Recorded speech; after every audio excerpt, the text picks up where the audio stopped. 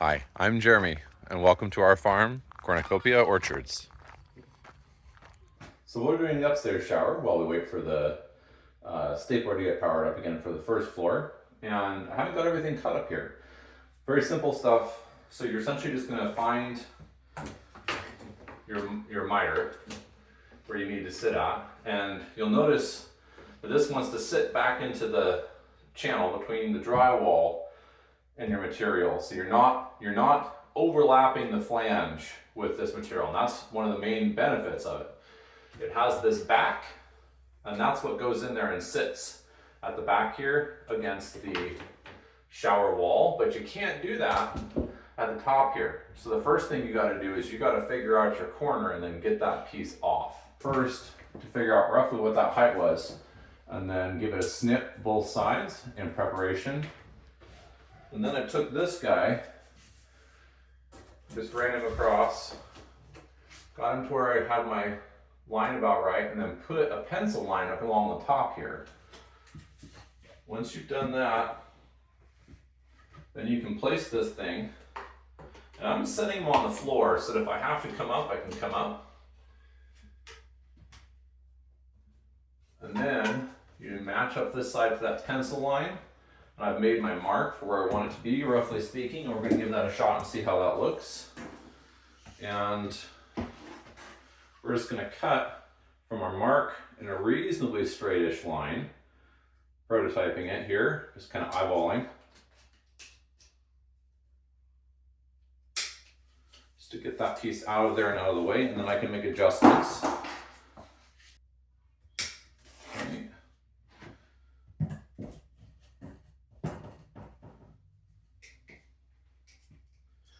Now we've got to figure how that's going to sit. In this case, this extra line denotes the side that goes in. And then this piece is the side that folds and breaks off. This side also has the little part that comes out, and that's your ledge where your mud's going to sit to when you're installing. So the mud's going to come over, it'll cover all these holes, and it's going to sit up against this ledge piece. And that's your scrape point, okay? Very nice little design here. Easy to tell what you're doing. Well, went upstairs, did the last little bits that I'm aware of that I needed to in the attic. There were some taper joints or flats that needed to be finished for a fourth coat, and came back downstairs and the battery still wasn't charged. So had lunch, did a few other things, battery still wasn't charged. Fired one shot, but immediately was just red for the indicator. So I'm pretty sure that my younger child must have played with that at some point and used up the battery past the point where it should have been charged. So now it's dead. Very exciting. However, I do have now, because my wife was in town when this happened and I discovered it, I do now have an old-fashioned regular manual stapler. So we're gonna get this done. Cross our fingers.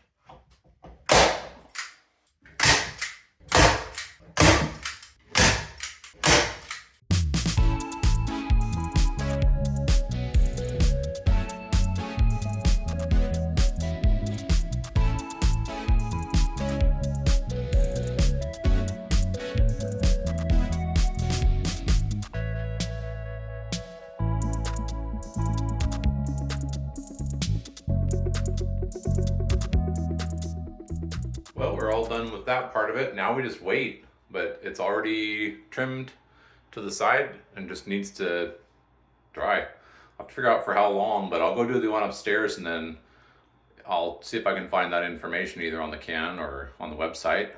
And then hopefully we can get this mudded pretty soon. It's kind of messy, but it's pretty quickly tacky and then dry, at least on the floor. Although it sure doesn't look it. That's from this morning. Upstairs bathroom now, kids' bathroom. And one thing I didn't show when I was in the downstairs bathroom was that I got the right spacing for the bottom so that I have that 3/16 for a caulk gap between the Trim Tex bead and the actual shower top. And so in order to do that and to make sure I know where I'm at when I'm trying to move quickly with the glue and with the stapling, is I just went ahead and held it and then drew a line across the top all the way around. And that way when I go to install these, if I work from the back forwards and then down, I can have it exactly the way that I want it to be and shouldn't have any issues at all, really. Wait.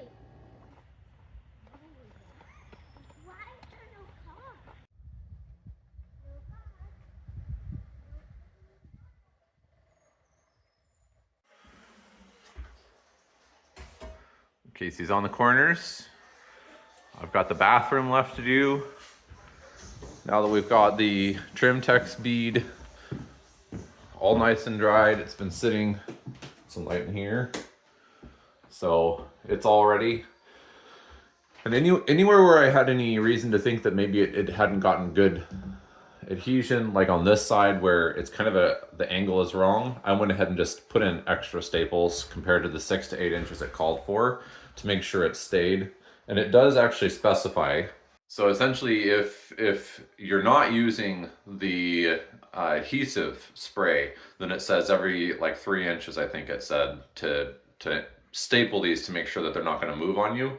And what I was really looking for was making sure that the top was flush to the wall. And that way you're not having anything sticking out, because you're only burying, you know, just a little ways in to meet this ridge that they place on here. So first coat is on, and I learned a couple of things in putting this on. First thing I learned is that when it's deeper, it needs to be thicker. And that actually is why this one's so scarred, is because it's so soft. I used a really wet mud for that. It's so soft that it just kind of pulls, even if I'm very light with it. And so I'll finish filling that in with second coat and it'll be fine. It's a lot smoother on this top section there because I did use a wet but not super wet coat. I am using the all-purpose so that it's got some adhesive in it. It is going in between those little stipples, those little holes in the bead in the Trim Tex. So in theory that should help it hold together really nice. And then we'll go over it with a non-adhesive mud for the next and probably final coat. I don't think I'll need to do more than that.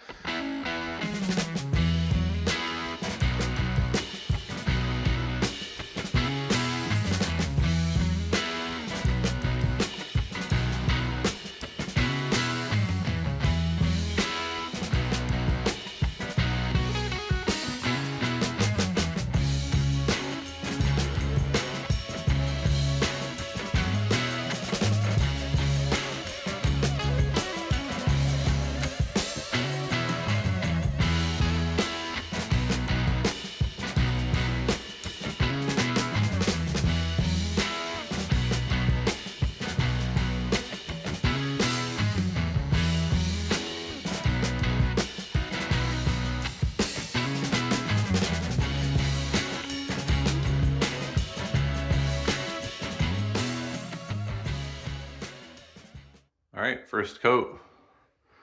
Not too great, but that's my fault. It's not the material's fault. I'm gonna get the fan on this so we can get this dried, and then I'm gonna have to do a little sanding here, a little sanding there. I think all that little chatter is gonna fill in with second coat, but I may have to sand that as well. The back went fine, and this is okay. Hopefully, second to last day of having to do any mud work on the bulk of the house. Office and mechanical room and the study, the office, are still to come, but by and large we're kind of doing touch-ups and then a few missed spots for fourth coat, or kind of like the third coat for the corners. And then, you know, we've been patching where I've had a few bubbles. So this was a bubble that I had to cut out, and that was a little strip of the tape that didn't adhere properly that I had to cut out. And there was one right there. You can actually probably see that. Once it settles in fully, I'll sand it down or add a little more. And one right there. All these were on the ceiling, and Casey says she did these tapes on this center section of the ceiling, but the rest of them, huh? I was thinking about it, I don't think I did it. It was all me. Yes. But the ones upstairs were me, so. So we haven't figured out what's caused them for sure. I have suspicions that it probably had to do with pushing too much of the mud bed out, being too aggressive with scraping it in, because I was applying a fair amount of pressure for the most of when I was working these. So bathrooms, tomorrow, when we're getting everything else sanded, this is gonna still be drying, and we're gonna have to go back over the surround that we just did, and downstairs as well, for a second coat to really get that nice in there. And then I'll probably do, when that's dried, one more on that, because you can kind of see that shadow. So that butt needs to be taken out a lot farther, and then I'll do the same for this side over here to get that tape absolutely disappeared. So the second day, just a little bit of work is going to need sanded here, right around there, maybe a little fill on the final coat. Same here, but it's coming in pretty nice. I showed you Casey's work because the downstairs bathroom was fighting me. I did not go through and scrape before I put on the second coat of mud. And that was a huge mistake because I kept getting particulate through it, and once I started, I was kind of committed. So scrape first, get rid of the debris, give it a quick blow to make sure that all the dry stuff loose stuff is gone. It will make you a lot less miserable.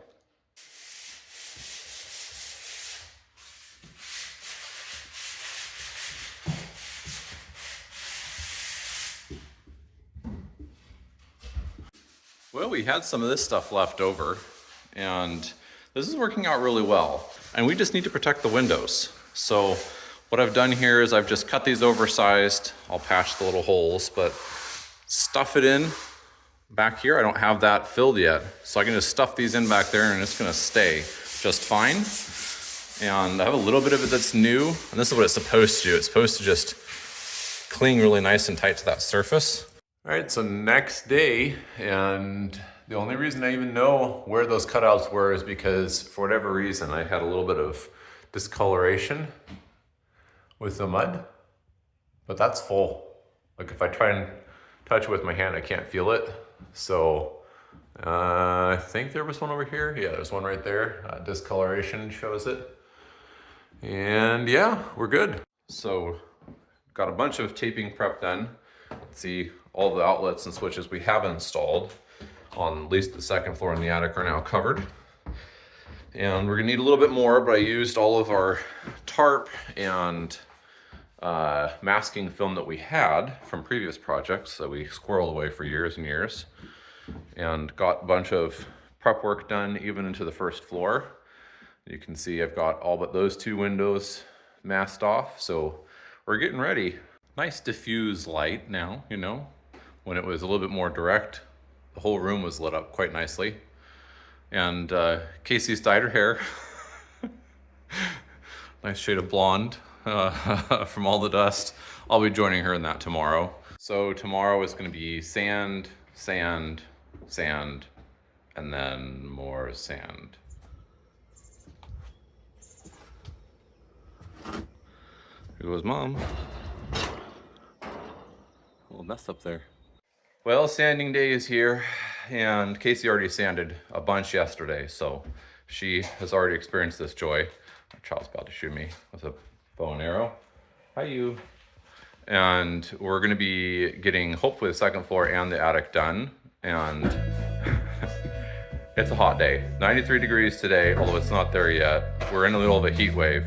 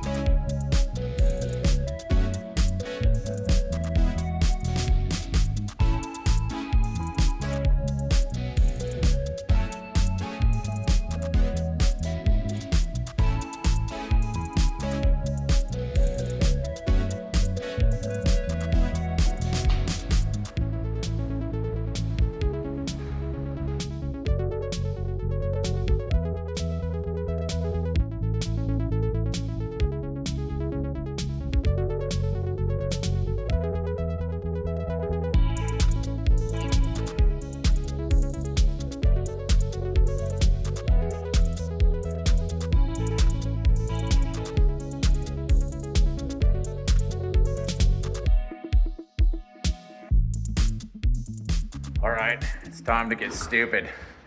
Not any more stupid than I normally am, but all right, maybe a little bit. Now about the same.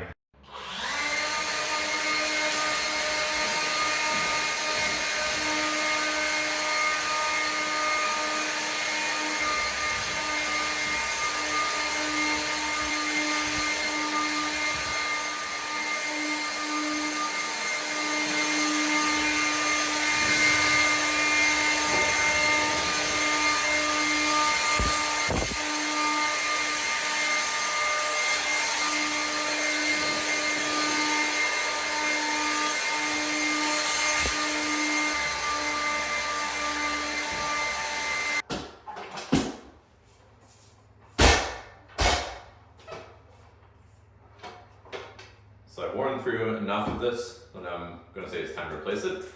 And it was very cheap, very inexpensive for me to get 25 of them. So replacing it makes sense. And then you just got to line it up really nice. So we've got the attic all sanded. We're going to go back once we've cleaned it, and we're going to get the walls all looked at. One of us will hold flashlight, we'll have the lights on, we'll try and create some shadows so that we can really see, you know, what's going on, and find any scratches and fill them real quick. And if there is anything that we miss that we find, I know that there's a couple of spots where the paper was a little high and we didn't get enough mud on top, so we'll have to just work that real quick before we can paint. But we should be able to clean that today and hopefully get that last little bit applied, and then tomorrow I'll still be able to start priming. Well, naturally enough, we picked a humdinger of a day for it. It's supposed to be 100 degrees next 5 days in a row, but that's just kind of our luck. At least we're not doing insulation. Thanks for watching. I hope you have a great day, and we'll see you next time.